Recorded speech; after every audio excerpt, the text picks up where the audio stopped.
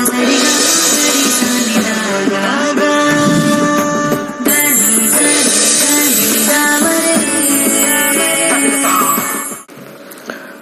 ಶ್ರೀ ಗುರುಭ್ಯೋ ನಮಃ. ಹರಿ ಓಂ. ಓಂ ಸೋಂ ಸೋಮಾಯ ನಮಃ. ಓಂ ನಮೋ ಭಗವತೆ ವಾಸುದೇವಾಯ. ಓಂ ನಮೋ ನಾರಾಯಣಾಯ. ನಮಸ್ಕಾರ. ವೆಲ್ಕಮ್ ಟು ನಕ್ಷತ್ರ ನಾಡಿ. ಒಂದು ವಿಶೇಷವಾಗಿರ್ತಕ್ಕಂಥ ಇನ್ಫಾರ್ಮೇಶನ್ ಏನು ಅಂದರೆ,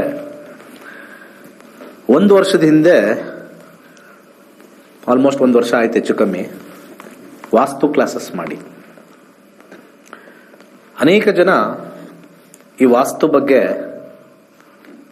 ಬಹಳಷ್ಟು ವಿಚಾರದಲ್ಲಿ ಒಂದು ತಪ್ಪು ಕಲ್ಪನೆ ಇರತಕ್ಕಂಥದ್ದು ಅಥವಾ ವಾಸ್ತು ಬಗ್ಗೆ ಅರಿವಿಲ್ಲದೆ ಸಾಮಾನ್ಯವಾಗಿ ಅದು ಸರಿ ಇದೆಯೋ ಇದು ಸರಿ ಇದೆಯೋ ಅದು ಸರಿ ಇಲ್ವೋ ಇದು ಸರಿ ಇಲ್ವೋ ಅಂತ ತಿಳ್ಕೊಳ್ತಕ್ಕಂಥದ್ದು ಹೆಚ್ಚು. ನಿಮ್ಮ ಮನೆ ವಾಸ್ತು ನೀವೇ ನೋಡ್ಕೊಳ್ಳೋಕ್ಕೆ ಜುಲೈ 17ನೇ ತಾರೀಕು, ಮುಂದಿನ ತಿಂಗಳು ಜುಲೈ 17ನೇ ತಾರೀಕು 6 ದಿವಸದ ತರಗತಿಗಳು ಇರುತ್ತೆ. 6 days. ಒಂದು ಪ್ರಿಂಟೆಡ್ ಪುಸ್ತಕನೂ ಕೊಡ್ತೀನಿ. ಇಂಗ್ಲಿಷಲ್ಲೂ ಇರುತ್ತೆ, ಕನ್ನಡದಲ್ಲೂ ಇರುತ್ತೆ. ನೀವು ಬಾಡಿಗೆ ಮನೇಲಿದ್ರೂ ಕೂಡ ಆ ಬಾಡಿಗೆ ಮನೆನ ನೀವು ಹೇಗೆ ನಾವು ವಾಸ್ತು ಕರೆಕ್ಷನ್ ಇಂದ ಅಭಿವೃದ್ಧಿ ಹೊಂದಬಹುದು, ಅಥವಾ ಆಲ್ರೆಡಿ ಮನೆ ಕಟ್ಬಿಟ್ಟಿದೀವಿ, ಏನೋ ಒಂದು ವ್ಯತ್ಯಾಸ ಆಗಿರ್ಬೋದು. ಯಾಕೆ ಅಂತಂದ್ರೆ ಬಹಳಷ್ಟು ಜನ ಏನ್ ಮಾಡ್ತಾರೆ, ನಾರ್ತ್ ಡೈರೆಕ್ಷನ್ ನ ಕರೆಕ್ಟಾಗಿ ಪಾಯಿಂಟ್ ಇಟ್ಕೊಂಡು ಪ್ಲಾನಿಂಗ್ ಮಾಡಿರಲ್ಲ. ತುಂಬಾ ಜನ ಹೇಳ್ತಾರೆ, ನಾನು ಈಸ್ಟ್ ಸೈಡ್ ತಗೊಂಡ್ಬಿಟ್ಟಿದ್ದೀನಿ, ಬಹಳ ಒಳ್ಳೇದಾಗತ್ತೆ, ನಾರ್ತ್ ಸೈಡ್ ಇದೆ ಅಂತ. ತುಂಬಾ ಜನ ಈಸ್ಟ್ ತಗೊಳ್ಬೇಕಾದ್ರೆ ನಾವು ಸುಮ್ಮನೆ ಸೂರ್ಯನ ಮುಖ ಮಾಡಿ ನೋಡ್ತೀವಿ. ಓಕೆ, ಸೂರ್ಯ ಇಲ್ಲಿ ಬಂದಿದೆ, ಸೂರ್ಯ ಈ ಕಡೆ ಬಂದಿದೆ, ಸೂರ್ಯ ಹುಟ್ಟೋ ಜಾಗ ಅಂತ ತಗೊಂಡ್ಬಿಡ್ತೀವಿ. ಆ ಸೈಟ್ ಏನಾದ್ರು ಲೈಟಾಗಿ ಟಿಲ್ಟ್ ಆಗಿಬಿಟ್ಟಿದ್ರೆ, ಆಗ್ನೇಯ ಮೂಲೆ ಕಡೆ ಜಾಸ್ತಿ ಬೆಳೆದು ಬಿಟ್ಟಿದ್ರೆ ಅಥವಾ ತಿರುಗಿಬಿಟ್ಟಿದ್ರೆ, ನಾವು ಆಗ್ನೇಯ ಮೂಲೆಯಲ್ಲಿ ನಾವು ಈಸ್ಟಲ್ಲಿ ಇಟ್ಟರು ಕೂಡ ಆಗ್ನೇಯ ಮೂಲೆಯಲ್ಲಿ ನಾವು ಡೋರ್ ಇಟ್ಟಂಗೆ ಡಿಗ್ರಿ ವೈಸ್ ಕ್ಯಾಲ್ಕುಲೇಟ್ ಆಗುತ್ತೆ. ಅವಾಗ ದುಡ್ಡು ನಿಲ್ಲಲ್ಲ, ಹಸ್ಬೆಂಡ್ ಅಂಡ್ ವೈಫ್ ಗಲಾಟೆಗಳಾಗ್ತಕ್ಕಂಥದ್ದು, ಮನೇಲಿ ಎಸ್ಪೆಷಲಿ ಗಂಡು ಮಕ್ಕಳು ಮಾತು ಕೇಳದೆ ಇರ್ತಕ್ಕಂಥದ್ದು, ಇವೆಲ್ಲ ಆಗುತ್ತೆ. ಸರ್, ವಾಸ್ತು ಪ್ರಕಾರನೇ ಕಟ್ಟಿದೀವಿ ಸರ್ ನಾವು. ವಾಸ್ತು ಪ್ರಕಾರ ಕಟ್ಟಿದೀವಿ ಅಂತಂದ್ರೆ ಸೂರ್ಯ ಹಿಂಗೆ ಹುಟ್ಟೋ ತಕ್ಷಣ ಆ ಸೂರ್ಯನ ಮುಖ ಮಾಡ್ಕೊಂಡು ನಾವು ಕಟ್ಟಿದೀವಿ ಅಂತಂದ್ರೆ,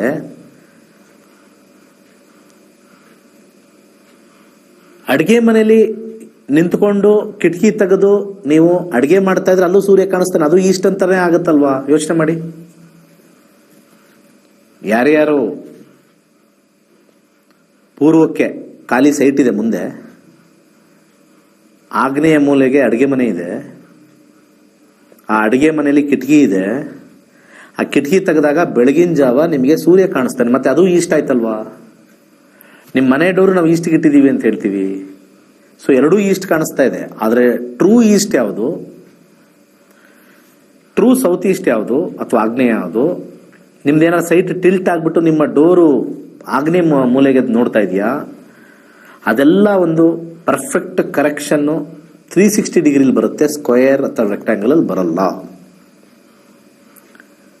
ವಾಸ್ತುಶಾಸ್ತ್ರದಲ್ಲಿ ಈ ಒಂದು ಪ್ಲಾಟು ರೆಕ್ಟಾಂಗಲ್ ಇರ್ಬೋದು ಅಥವಾ ಸ್ಕ್ವೇರ್ ಇರ್ಬೋದು.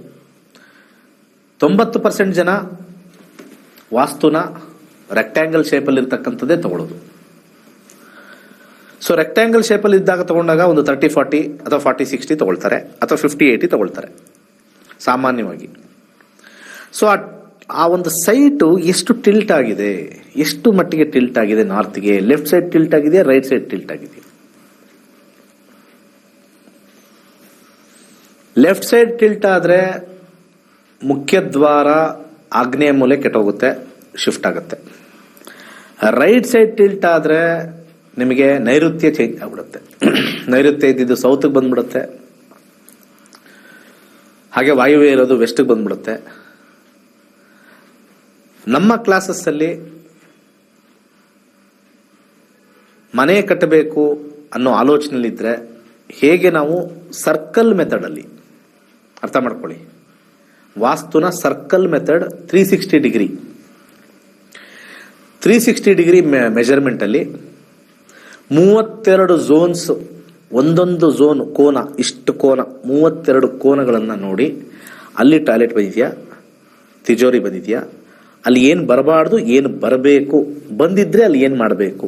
32 ನಿಮ್ಮ ಮನೆಯ ಮಧ್ಯಭಾಗದಿಂದ 32 ಪೀಸಸ್ ಮಾಡಿರ್ತೀವಿ. 32 ಪೀಸಸ್. ಸಾಮಾನ್ಯವಾಗಿ ಎಲ್ಲರೂ 4 ದಿಕ್ಕು ಮೊದಲು ನೋಡ್ತಾರೆ, ಅದಾದ್ಮೇಲೆ 8 ದಿಕ್ಕು ನೋಡ್ತಾರೆ. ತೀರಾ ಸ್ವಲ್ಪ ಪಾಶ್ ಆಗಿ ಕ್ಲಾರಿಟಿ ಇರೋರು 16 ದಿಕ್ಕು ನೋಡ್ತಾರೆ. ನಮ್ಮ ಮಾಸ್ಟರ್ ವಾಸ್ತು ಜುಲೈ 17ನೇ ತಾರೀಕು 32 ಝೋನ್. ನೀವು 30-40 ಇರಿ, 20-30 ಇರಿ, 60-40 ಇರಿ, 100/100 ಇರಿ, 50/80 ಒಂದು ದೊಡ್ಡ ಜಮೀನಲ್ಲಾದ್ರೂ ನೀವು ಮನೆ ಕಟ್ಕೊಂಡಿರಿ. ಪ್ರತಿಯೊಂದು ಕೂಡ ಚಿಕ್ಕದಾಗ್ಲಿ ದೊಡ್ಡದಾಗ್ಲಿ ಸರ್ಕಲ್ ಮೆಥಡ್ ಅಲ್ಲಿ 32 ಝೋನ್ಸ್ನ ನಿಮಗೆ ಇಂಚಿಂಚು 32 ಝೋನು ನಮ್ಮ ಜೀವನದಲ್ಲಿ ಬೇಕಾಗಿರ್ತಕ್ಕಂಥ 32 ವಿಚಾರಗಳನ್ನ ಹೇಳುತ್ತೆ. ಎಜುಕೇಶನ್ ಇಂದ ಹಿಡಿದು, ಆರೋಗ್ಯದಿಂದ ಹಿಡಿದು, ಜಾಬ್ ಇಂದ ಹಿಡಿದು, ಬಿಸ್ನೆಸ್ ಇಂದ ಹಿಡಿದು, ಸಂಬಂಧದಿಂದ ಹಿಡಿದು, ಮನಸ್ತಾಪಗಳಿಂದ ಹಿಡಿದು, ನೇಮ್ ಫೇಮ್ ಇಂದ ಹಿಡಿದು, ಆಚೆ ಕಡೆ ಬರ್ತಕ್ಕಂಥ ದುಡ್ಡಿಂದ ಹಿಡಿದು 32 ಝೋನು 32 ವಿಚಾರಗಳನ್ನ ಹೇಳುತ್ತೆ. ನಿಮ್ಮ ಮನೆಯಲ್ಲಿ 32 ಝೋನಲ್ಲಿ ಯಾವ ಝೋನ್ ನಿಮಗೆ ಪ್ರಾಬ್ಲಮ್ ಇದೆಯೋ ಆ ಪ್ರಾಬ್ಲಮ್ ನಿಮಗೆ ಎಫೆಕ್ಟ್ ಆಗ್ತಾ ಇರುತ್ತೆ. ಅದನ್ನ ಸರಿಪಡಿಸ್ಕೊಳ್ಳೋಕೆ ಪುಸ್ತಕದಲ್ಲೇ ಬಹಳ ಈಸಿಯಾಗಿರ್ತಕ್ಕಂಥ, ಸುಲಭವಾಗಿರ್ತಕ್ಕಂಥ ಪರಿಹಾರಗಳನ್ನ ನೀವೇ ಮಾಡ್ಕೊಳಕ್ ಕೊಟ್ಟಿದ್ದೀವಿ. ವೆರಿ ಸಿಂಪಲ್ ಕೊಟ್ಟಿದ್ದೀವಿ ಅಂಡ್ ವೆರಿ ಎಫೆಕ್ಟಿವ್ ಕೊಟ್ಟಿದ್ದೀವಿ. ಡೆಮಾಲಿಷನ್ ಮಾಡೋ ಅವಶ್ಯಕತೆ ಇಲ್ಲ. ಯಾರೋ 25,000 ಕೊಟ್ಟು ಕರೆಸಿ ಅವ್ರೇನೋ ಹೇಳ್ತಾರೆ, ಅಲ್ಲಿಡಿ ಇಲ್ಲಿಡಿ ಕನ್ನಡಿ ಇಡಿ, ಅದೆಲ್ಲ ಏನಿಲ್ಲ.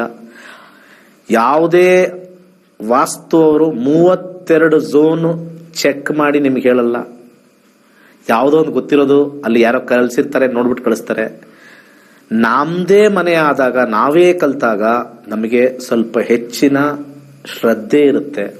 ಅರ್ಥ ಮಾಡ್ಕೊಳ್ಳಿ ಎಲ್ಲರೂ. ಶ್ರದ್ಧೆ ಜಾಸ್ತಿ ಇದ್ದಾಗ ಶ್ರದ್ಧೆ ಪಟ್ಟು ನಾವು ವಾಸ್ತುನ ಕಲ್ತು ನಮ್ಮ ಮನೆ 32 ಝೋನ್ ವೈಸ್ ನೋಡಿ ಕರೆಕ್ಷನ್ ಮಾಡ್ಕೊಳ್ತೀವಿ. 6 ದಿವಸದ ಕ್ಲಾಸ್, 6 ದಿವಸದ ಕ್ಲಾಸ್ ಇರುತ್ತೆ. ಜುಲೈ 17ನೇ ತಾರೀಕು. ಯಾರು ಬೇಕಾದ್ರೂ ಕಲಿಬಹುದು. ಕುಟುಂಬ ಸಮೇತರಾಗಿ ಕೂತ್ ಕಲೀರಿ. ಗಂಡ ಹೆಂಡತಿ ಇಬ್ರು ಸೇರಿ ಕಲೀರಿ. 100/100% ಹೇಳ್ತೀನಿ. ಯಾವ ವಾಸ್ತು ಅವ್ರ ಹತ್ರನೂ ಹೋಗಿ ಏನಪ್ಪ ಆಗಿದೆ ಅಂತ ಯಾರೂ ಕೇಳಲ್ಲ. ಪರಿಹಾರಗಳು ನಿಮ್ಮ ಮನೇಲೇ ಇರ್ತಕ್ಕಂಥ ವಿಚಾರಗಳಲ್ಲೇ ಪರಿಹಾರಗಳು ಅದರೊಳಗೆ ಕೊಟ್ಟಿರ್ತೀನಿ, ಏನ್ ಮಾಡಬೇಕು ಅಂತ. Very simple.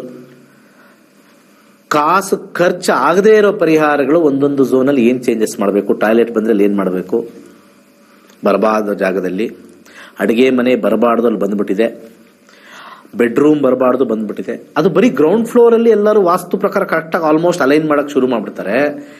ಮೇಲ್ಗಡೆ ಇರ್ತಕ್ಕಂಥ 2 ಬೆಡ್ರೂಮ್ ಬರುತ್ತೆ, ಅದನ್ನ ಆಗ್ನೇಯ ಮೂಲೆಯಲ್ಲಿ ಇಟ್ರೆ ಏನ್ ಮಾಡೋದು, ನೈಋತ್ಯದಲ್ಲಿ ಇಟ್ಬಿಡ್ತಾರೆ ರೂಮ್ನ, ಅಲ್ಲೇನ್ ಮಾಡೋದು. ಓ ಲೆಕ್ಕ ಇಲ್ಲ ರೀ, ಬರೀ ಗ್ರೌಂಡ್ ಅಲ್ಲಿ ಲೆಕ್ಕ, ಮೇಲ್ಗಡೆ ಲೆಕ್ಕ ಇಲ್ಲ. ಮತ್ತೆ ಅಪಾರ್ಟ್ಮೆಂಟ್ಗೆ ಲೆಕ್ಕ ಇಲ್ವಾ? ಅದು ಆಕಾಶದಲ್ಲೇ ಇದೆ. ಇಂಟೆನ್ಸಿಟಿ ಕಮ್ಮಿ ಅಂತ ಹೇಳ್ತೀವಿ, ಆದ್ರೂ ಮೇಲ್ಗಡೆ ಇರೋದಕ್ಕೆ ದಿಕ್ಕುಗಳು ಯಾಕೆ ನೋಡ್ತೀವಿ? 10ನೇ ಫ್ಲೋರ್ ಅಲ್ಲಿ ಇರ್ತಕ್ಕಂಥದ್ದು ಯಾವುದೋ ದಿಕ್ಕಲ್ಲಿ ತಗೊಳ್ಳಿ ಅಪಾರ್ಟ್ಮೆಂಟ್ ಅಲ್ಲಿ. ಸೊ ನಮ್ಮ ಒಂದು ವಾಸ್ತುಶಾಸ್ತ್ರ ಹೇಳ್ಕೊಡ್ತಕ್ಕಂಥದ್ದು 6 ದಿವಸದಲ್ಲಿ. ಲಾಸ್ಟ್ ಟೈಮು ಎಷ್ಟೋ ಆರ್ಕಿಟೆಕ್ಟ್ ಅವ್ರು ಕಲ್ತರು, ಸಿವಿಲ್ ಇಂಜಿನಿಯರ್ಸ್ ಕಲ್ತರು, ವಾಸ್ತು ಕಲ್ತಿರೋರೇ ಬಂದು ಇದೇನೋ 32 ಝೋನ್ ಅಂತೆ, 32 ಭಾಗ ಅಂತೆ ಕಲ್ತರು. ಇದರಲ್ಲಿ ಕೃಷಿಯಲ್ಲಿ ಬರ್ತಕ್ಕಂಥ ವಾಸ್ತು ಹೇಳ್ಕೊಡ್ತೀನಿ, ಕಮರ್ಷಿಯಲ್ ವಾಸ್ತು ಹೇಳ್ಕೊಡ್ತೀನಿ, ದೇವಸ್ಥಾನದ ವಾಸ್ತು ಹೇಳ್ಕೊಡ್ತೀನಿ, ಮನೆ ವಾಸ್ತು ಹೇಳ್ಕೊಡ್ತೀನಿ, ಎಲ್ಲಾ ಟೈಪ್ ವಾಸ್ತುಗಳು. ಅದರಲ್ಲಿ ಸೈಂಟಿಫಿಕ್ ಆಗಿರ್ತಕ್ಕಂಥ ಮಂಡಲಗಳು, 32 ಝೋನ್ಸ್, ಯಾವ್ಯಾವುದು ಪೈಶಾಚಿಕ ಅಂಶ ಇರ್ತಕ್ಕಂಥದ್ದು, ದೈವ ಅಂಶ ಇರ್ತಕ್ಕಂಥದ್ದು, ದೇವ ಅಂಶ ಇರ್ತಕ್ಕಂಥದ್ದು, ಮನುಷ್ಯ ಅಂಶ ಇರ್ತಕ್ಕಂಥದ್ದು ಝೋನ್ಸ್, ಎಲ್ಲೆಲ್ಲಿ ಏನೇನು ಬರಬೇಕು ಪ್ರತಿಯೊಂದು ಡೀಟೇಲ್ ಆಗಿ ಹಾಗೆ ಎಷ್ಟು ಕಿಟಕಿಗಳಿರಬೇಕು, ಎಷ್ಟು ಡೋರ್ ಇರಬೇಕು, ಎಷ್ಟು ಮೆಟ್ಲಿರಬೇಕು, ಯಾವ ಮರಗಳನ್ನ ಯಾವ ದಿಕ್ಕಲ್ಲಿದ್ರೆ ಏನ್ ಎಫೆಕ್ಟು, ಸಂಕ್ಷಿಪ್ತವಾಗಿ 6 ದಿವಸ 6 ಡೇಸ್ 6 ದಿವಸ ನಿಮ್ಮ ಮನೆ ನೀವು ಪಾಠ ಮಾಡ್ತಾ ಇದ್ದಾಗ ಹಂಗೆ ಚೆಕ್ ಮಾಡ್ಕೋಬಹುದು. ಝೋನ್ ವೈಸ್ ವಾಸ್ತು ಕ್ಲಾಸಸ್ಸು ಜುಲೈ 17ನೇ ತಾರೀಕು. ಬನ್ನಿ, ಜಾಯ್ನ್ ಆಗಿ. ಒಂದು ವಿಟಿ ನೋಡೋಣ. ಒಂದು ವಿಟಿ ಪ್ಲೀಸ್. ಹೊಸ ಮನೆ ಕಟ್ಟುವ ಯೋಚನೆಯಲ್ಲಿದ್ದೀರಾ? ನಿಮ್ಮ ಮನೆಯಲ್ಲಿ ವಾಸ್ತು ದೋಷವಿದೆಯೇ? ಹಾಗಾದರೆ ನಿಮಗೆ ಸುವರ್ಣಾವಕಾಶ. ಕೇವಲ 6 ದಿನಗಳಲ್ಲಿ ಸುಲಭವಾಗಿ ವಾಸ್ತುವನ್ನು ಕಲಿಯಿರಿ. ಈ ತರಗತಿಯೊಂದಿಗೆ ಮುದ್ರಿತ ವಾಸ್ತುವಿನ ಪುಸ್ತಕ. ಈ ತರಗತಿಯನ್ನು ಕಾಂಟ್ರಾಕ್ಟರ್ಸ್, ಸಿವಿಲ್ ಇಂಜಿನಿಯರ್, ಆರ್ಕಿಟೆಕ್ಟ್, ವೃತ್ತಿಪರರು, ಗೃಹಿಣಿಯರು ಹಾಗೂ ವಿದ್ಯಾರ್ಥಿಗಳು ಸಹ ಕಲಿಯಬಹುದು.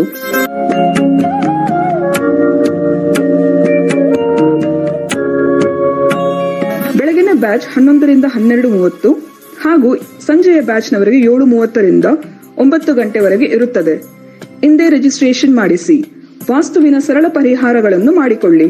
ಹೆಚ್ಚಿನ ಮಾಹಿತಿಗಾಗಿ 9844416555 ಹಾಗೂ 9513577337 ಸಂಖ್ಯೆಗಳಿಗೆ ಸಂಪರ್ಕಿಸಿ. ಧನ್ಯವಾದಗಳು.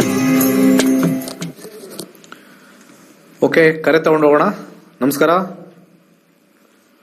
ಹಲೋ, ಹೇಳಿ. ನಮಸ್ಕಾರ. ನಮಸ್ಕಾರ ಸರ್. ಹೇಳಿ.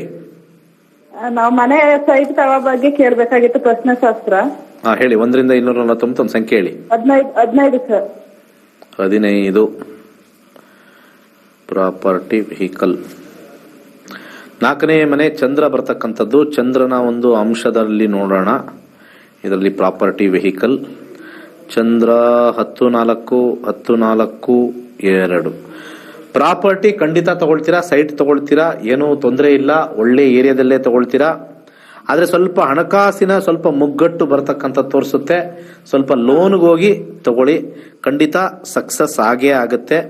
ಯಾವುದೇ ರೀತಿಯ ಚಿಂತೆ ಇಲ್ಲ. ರಾಹು ಭುಕ್ತಿ ನಡೀತಾ ಇದೆ, ಅದಾದ ನಂತರ ಶುಕ್ರ ಅಂತರ್ಭುಕ್ತಿ ನಡೀತಾ ಇದೆ. ಶುಕ್ರ ಆದ ನಂತರ ಸೂರ್ಯ ಆದ ನಂತರ ಚಂದ್ರ ಮತ್ತೆ ಬಂದಾಗ ಅಂತರ್ಭುಕ್ತಿಲಿ ಸಕ್ಸಸ್ ಆಗುತ್ತೆ. ಚಂದ್ರ ಮತ್ತೆ ಬಂದಿರತಕ್ಕಂಥ 2027 ಅಕ್ಟೋಬರ್ ಇಂದ 2025 ಮಾರ್ಚ್ ಒಳಗಡೆ ತಗೊಳ್ತೀರಾ. ಯಾವುದೇ ರೀತಿ ತೊಂದರೆ ಇಲ್ಲ. ಮುಂದಿನ ಕರೆಗೋಣ. ನಮಸ್ಕಾರ. ನಮಸ್ಕಾರ, ಮಾತಾಡಿ.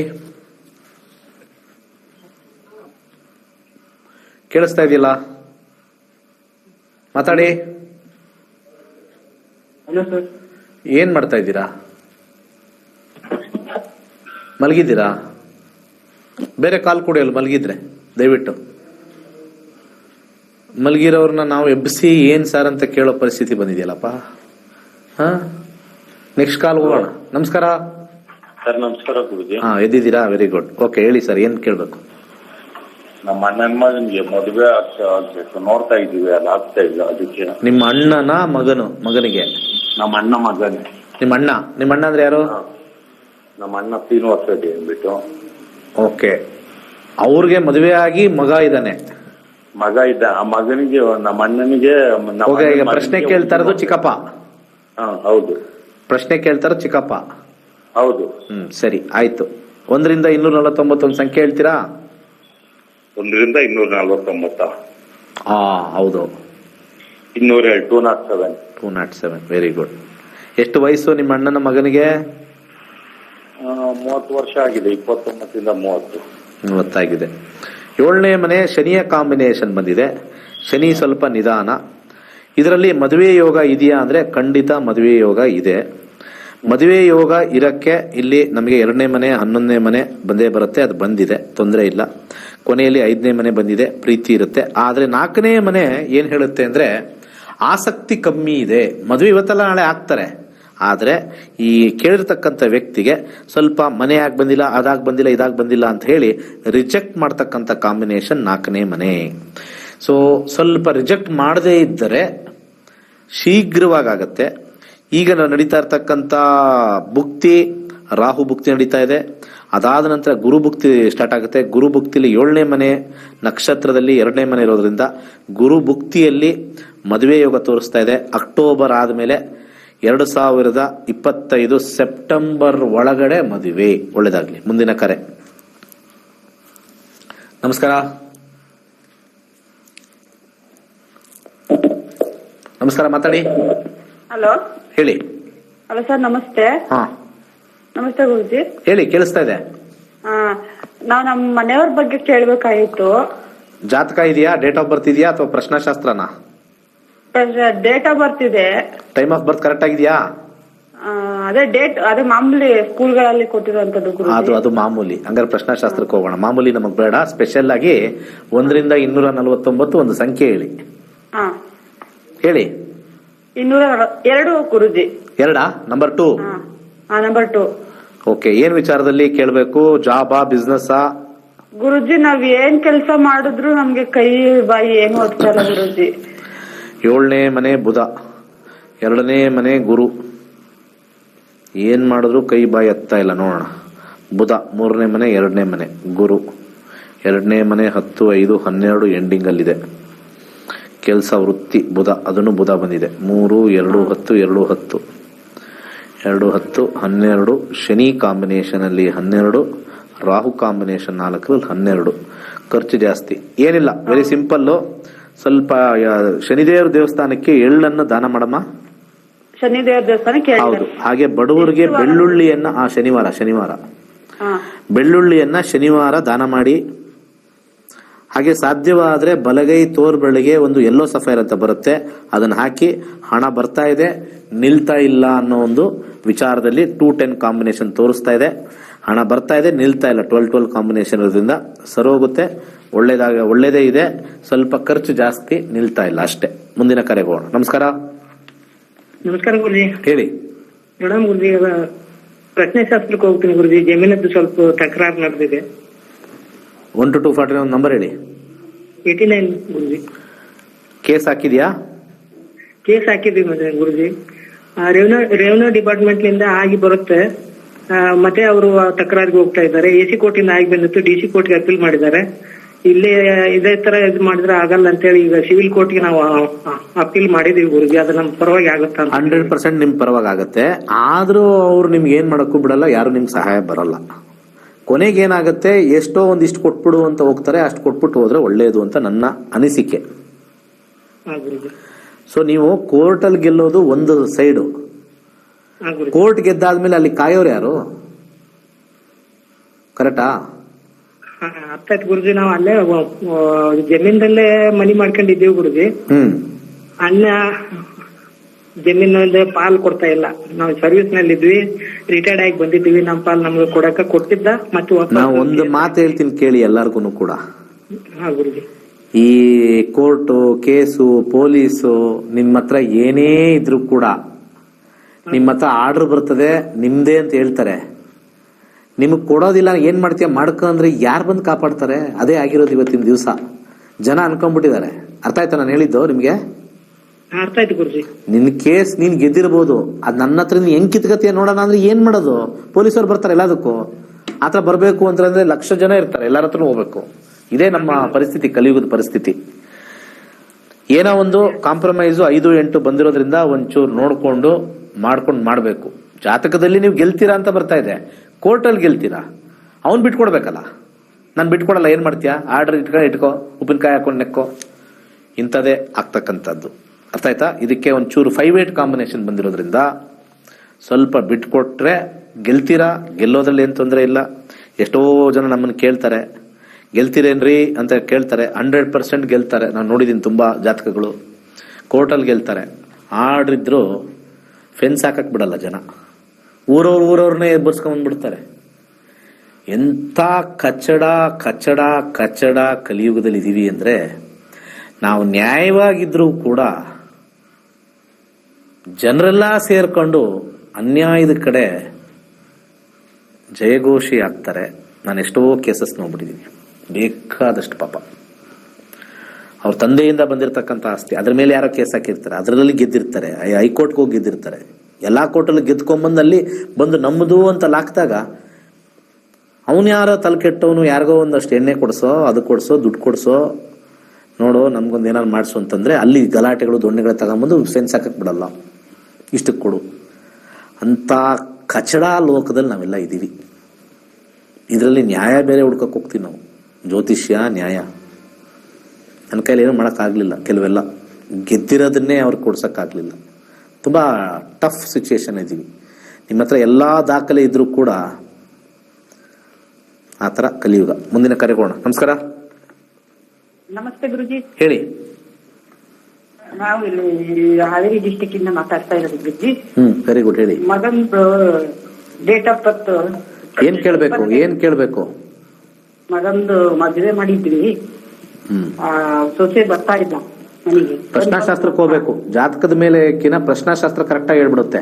ಯಾಕಂದ್ರೆ ಅವ್ರ ಜಾತಕ ನೋಡಕ್ ಸಮಯ ಇಲ್ಲದೆ ಇದ್ದಾಗ ಪ್ರಶ್ನಾಶಾಸ್ತ್ರ ಹಾಕಿ ಏನಾಗುತ್ತೆ ನೋಡೋಣ. 1 ರಿಂದ 249 ಒಂದು ಸಂಖ್ಯೆ ಹೇಳಿ. 59. ಎಷ್ಟು? 59. 59 99? 59. 59. 59. 59. ಓಕೆ.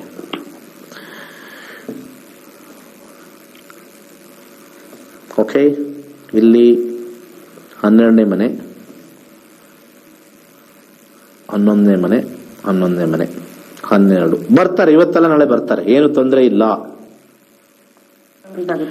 ಅವ್ರ ತಾಯಿಯಿಂದ ಆಚೆ ಕರ್ಕೊಂಡು ಹೋಗಿರ್ತಾರೆ, ಅವ್ರ ತಾಯಿಯ ಇನ್ಫ್ಲೂಯೆನ್ಸ್ ಇಂದ ಹೋಗಿರ್ತಾರೆ. ಸ್ವಲ್ಪ ಕೂತು ಮಾತಾಡಿದ್ರೆ ಬರ್ತಾರೆ. ಅಂದ್ರೆ ರೆಕಾರ್ಡ್ ಎಲ್ಲ ಮಾಡ್ಕೊಂಡು ಹೋಗೋದು, ನಮ್ಗೆ ಹೆದರ್ಸೋದು ಅದನ್ನೆಲ್ಲ ಮಾಡ್ತಾ ಇದ್ದಂಗೆ. ಇನ್ನು ಮದುವೆಯಾಗಿ 5 ತಿಂಗಳಾಯ್ತು. ಹೌದು, ಕರೆಕ್ಟ್. ಅಂದ್ರೆ ಏನಕ್ಕೆ ಹೋಗಿದ್ದಾರೆ? ಯಾರು ಏನ್ ವಿಚಾರಕ್ಕೆ ಹೋಗಿದ್ದಾರೆ? ಏನೇ ವಿಚಾರ ಅಂದ್ರೆ ಅವಳು ಇದು ಇಂಜಿನಿಯರ್ ಮಾಡ್ಕೊಂಡಿದ್ಲು. ಇವೊಂದೊಂದು ಗೌರ್ಮೆಂಟ್ ಜಾಬ್ ಇತ್ತು. ಇವನ್ ಎಜುಕೇಶನ್ PUC ಆಗಿತ್ತು ಅಷ್ಟೇ. ಆಮೇಲೆ ಇವನ್ ಸ್ವಲ್ಪ ಡಲ್ ಅದ ಹುಡುಗಿ. ಅದು ಅಲ್ಲ, ಅವಳಿಗೆ ಬಂಗಾರ ಇದು ಅದು ಇದು ಅಂತ ಹೇಳಿ ಕೇಳಕತ್ತಿದ್ಲು. ನಮ್ಮ ಕೈಗೆ ಈಗ ಅಮೌಂಟ್ ಇಲ್ಲ, ಆಮೇಲೆ ಮಾಡಿಸ್ತೇವಪ್ಪ ಅಂತ ಅಂದ್ವಿ. ಈಗ ಆಗಲ್ಲ ಅಂದ್ವಿ. ಇಟಿಟಿಗೆ ಎಲ್ಲದಕ್ಕೂ ಜಗಳ ತೆಗೆಯೋದು ಮನೇಲಿ. ಅವ್ರ ತಂದೆ ತಾಯಿ ಏನ್ ಹೇಳ್ತಾರೆ? ಅವ್ರ ತಂದೆ ತಾಯಿನೂ ಅದೇ ಮಗಳು ಏನ್ ಹೇಳ್ತಾಳೋ ಅದಕ್ಕೆ ಎಲ್ಲ ಇದು ಮಾಡೋದು, ರೆಕಾರ್ಡ್ ಮಾಡ್ಕೊಂಡು ಹೋಗೋದು ಮನೆಯಲ್ಲೇ. ನಾವೇನು ತೊಂದರೆ ಕೊಟ್ಟಿಲ್ಲ ಗುರುಜಿ. ಅದು ನಾರ್ಮಲ್. ಅಯ್ಯೋ ನಮ್ದೆಲ್ಲ ಸುಮ್ಮನೆ ನಾವೆಲ್ಲ ಹೇಳೋದು. ಎಷ್ಟೊಂದು ಕೇಸ್ಗಳು ನೋಡಿದೀನಿ, ಸುಳ್ಳು ಕೇಸ್ಗಳು ಬೇಕಾದಷ್ಟು ಹಾಕ್ತಾರೆ. ಈಗ ಮಹಿಳೆಯರು ಅಂತ ಹೇಳಿ ಅವ್ರಿಗೆ ಹಂಗ ಹೇಳ್ತಾರೆ.